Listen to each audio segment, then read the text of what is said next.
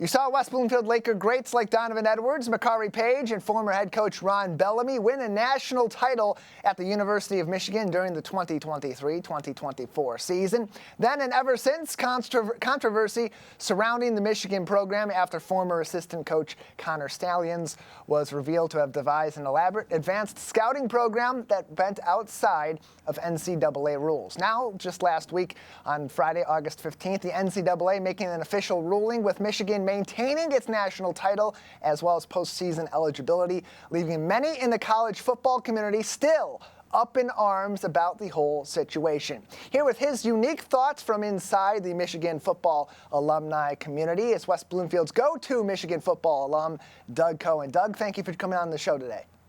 Hey, Tyler. Good to be with you again. Thanks for having me. Yeah, good to have you on for a pretty unique perspective, because everybody in the sports community, certainly all the pundits, those across the aisle from Michigan, Michigan State, Ohio State, and every other corner of college football has their thoughts on this. But I want to lead off with what you think about the initial ruling coming from the NCAA recently in mid-August that kind of puts all this to bed, at least for now.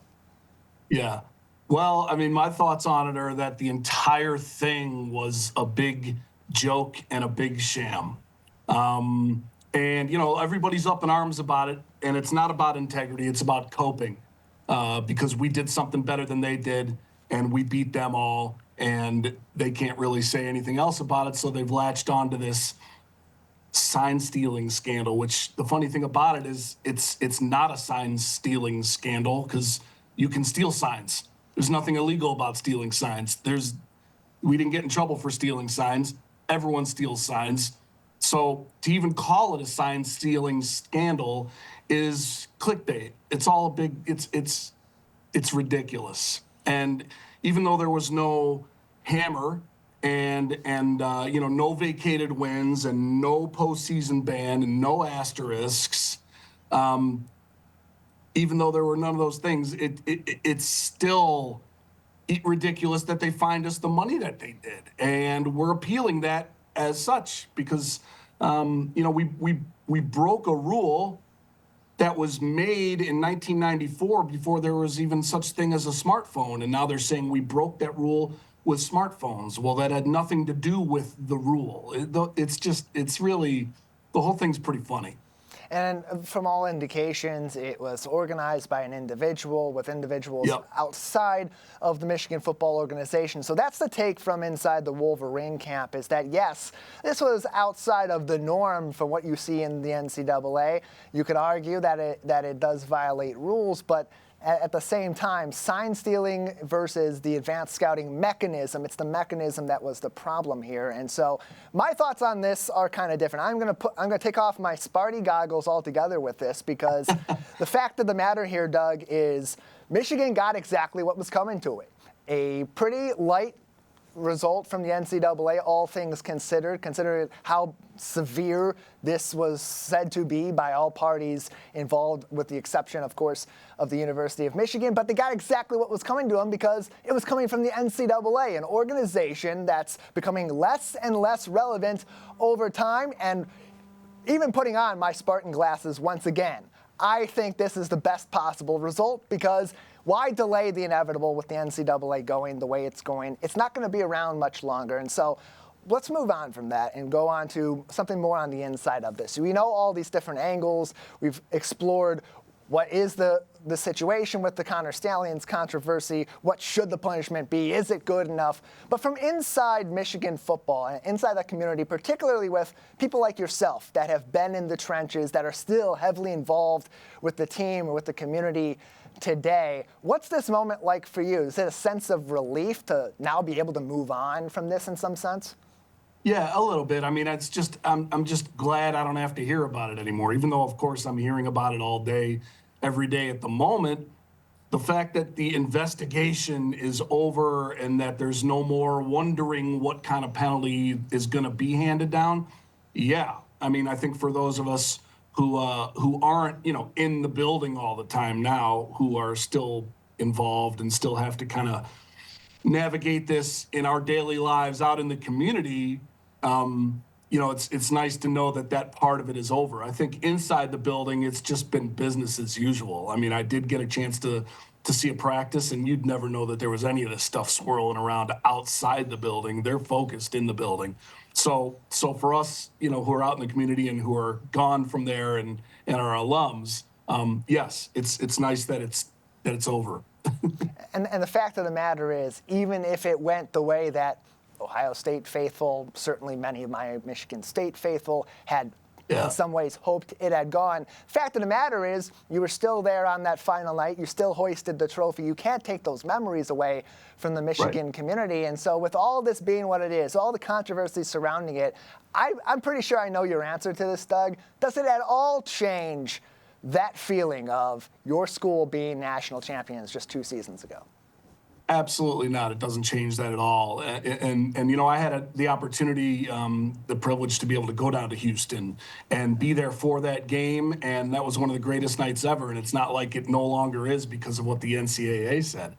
And what's kind of interesting about it, the hypocrisy here is, listen, when there were SEC teams in the South for years who were cheating their butts off, paying players with slush funds and, handing out bags and handshakes with stacks of cash in them. Like when that stuff was happening and, maybe a coach would move on and there'd be some kind of penalty after the fact and they'd still be celebrating their championships. I know what it's like to be on the other side of that and be able to point at them and say, oh, they still get to celebrate their championship. They cheated their butts off. And there were teams that were cheating for years, cheating like crazy. One in particular I'll mention is Ohio State, who had an entire season vacated. And if you ask them, they'll say, that's BS. The NCAA is a joke. And, for a few tattoos, they take away a whole season, everything. They hate the NCAA for that. But suddenly now that now the NCAA today is a beacon of truth because they're going after Michigan. They were a joke when they went after Ohio State, but now they're a beacon of truth going after Michigan, and Michigan is, the cheater. So there's a lot of hypocrisy there, and none of that is going to take away from what we did on the field, going 15-0. Only 5 teams have ever done that in the history of college football. And it was a special season, and everybody that was a part of it and got to see it up close knows that, and that'll never change. Doug, you're wrong. The NCAA was a joke then, and it's a joke now. It's grabbing onto any leg it can grab onto as it drowns in the lake of college sports in 2025. Doug Cohen is with us. He's a Michigan football alum from right here in West Bloomfield. As the big news late last week and all throughout the college football conversation right now as we approach the beginning of the season is the NCAA's ruling on the University of Michigan. No vacated wins, no vacated championships, still eligible for the postseason. Hefty fines, upwards of $20 million, and it could include some postseason revenue being vacated as well, and a show cause order for 3-game suspension over 2 seasons for head coach Sharon Moore. But a lot of this fodder goes back to rivalries being perhaps a bit too heated. Whether it's Michigan and Ohio State, Michigan and Michigan State, or even those rivals teaming up against their co-arch rival with MSU and OSU communities very often piling on to Michigan. It kind of goes back to something I've noticed for several years throughout all of these communities. Do you believe that our rivalries are getting too heated and are losing some of the sportsmanship and that friendly banter and trash talk that used to really be the status quo between Michigan and Michigan State, Michigan and the Ohio State, as they call themselves?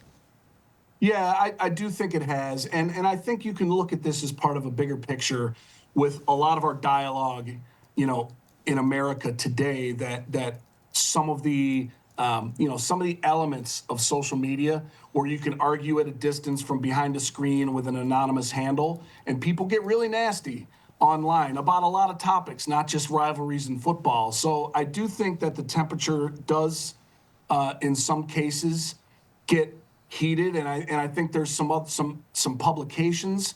Not all of them are, it goes beyond just like Sports Illustrated and the Detroit News, for example. There's, everybody's got a blog or some kind of a website or page, and a lot of them kind of stoke those fires with clickbait type headlines to get people riled up, and people take the bait and then they get riled up. So I think there is some of that, but I think offline, when you meet people face to face, when I walk around wearing Michigan gear, I don't have people from Michigan State or Ohio State coming up and getting in my face and trolling me and saying nasty things to me. It's generally still pretty friendly banter. I mean, I just drove through Ohio a few weeks ago, and a guy stopped me at a service plaza on the Turnpike. I was wearing my Michigan football alumni gear. He was an Ohio State guy, and he was like really, kind of excited to talk to me about the rivalry. And it was a great conversation. And there was a little bit of, a couple of friendly jabs, and it was all in fun. And so I think when it's like that, those, to your point, are the best things about these rivalries and the best things about college football. And I try, I don't go onto Facebook with aliases. I'm there as me. And I will smack talk back if somebody says something really nasty. But I've also made a lot of friends online with Spartans and Buckeyes where the banter is friendly. And I try not to add to the temperature, but I will defend my alma mater if somebody comes at me really hard. So long answer, short. Yeah, I think the temperature has gone up, but I'm trying to do what I can, where I can to bring it down more often than playing into it. We all have our moments, where somebody says something that triggers us when we're having a bad day and you want to just fight back. But I think we should all try to not do that, me included. Sports are fun, but we got to remember, sports are kind of stupid, too. They're not real life. We can take the step back. It's all recreational, and I think that's a really good take on our rivalries in recent years. Doug, before we let you go, on a more positive note, we've seen a lot recently of our own West Bloomfield Lakers close to home, including some of your Michigan Lakers at the National Football League level. A couple of exciting moments last week. We'll roll those, beginning with Donovan Edwards. Was able to get his hands on the football against the Green Bay Packers, back in the proper colors of green and white with the New York Jets, taking the ball to the house. Of course, it was called back on a holding penalty, but that's classic Donovan Edwards. And then a few days later, a big reunion between Donovan and another New York football player, Makari Page of the Giants. And then on the field, Makari Page picking up his first interception at the National Football League level.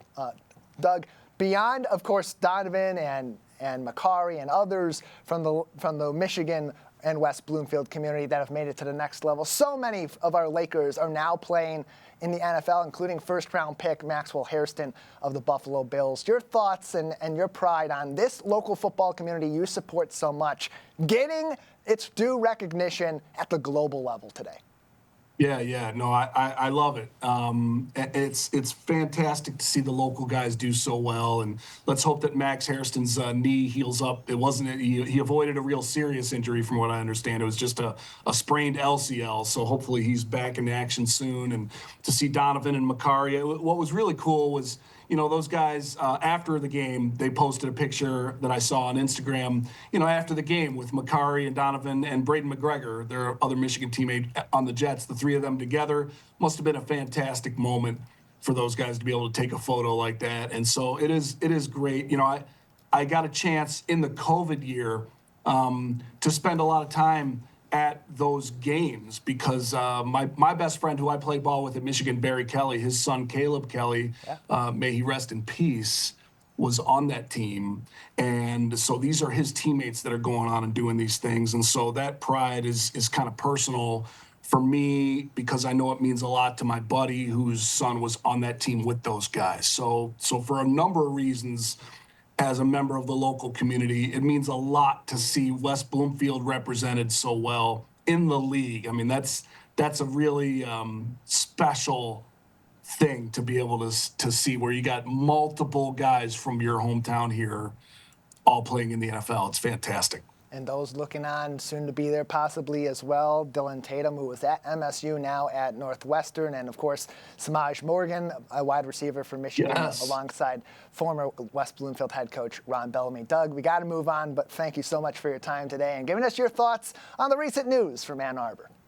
Thanks a lot, Tyler. I appreciate you.